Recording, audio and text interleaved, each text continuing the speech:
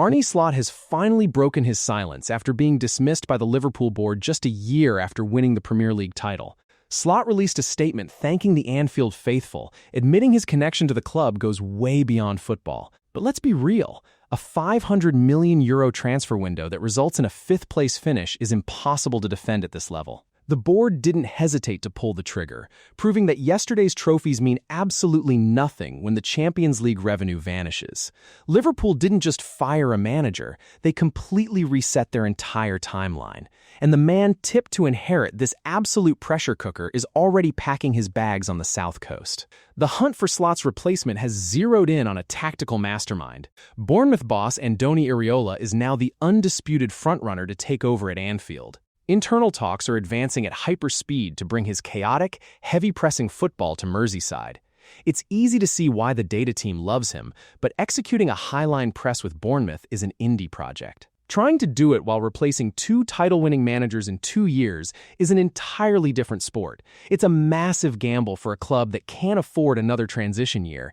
If Iraola gets this wrong, the Anfield crowd will turn before the autumn leaves drop. While Liverpool search for leadership on the touchline, Manchester United are aggressively fixing their spine. Ineos are finally building a Manchester United midfield that actually makes tactical sense. United are pushing hard to finalize a deal with Atalanta for their powerhouse midfielder Ederson. Old Trafford has seen too many seasons where the midfield lacked the engine to drive the press.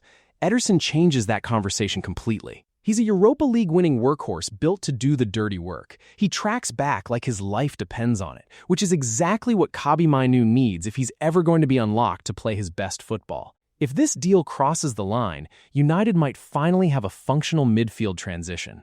Arsenal have taken a massive lead in an £80 million race that has left Chelsea stranded.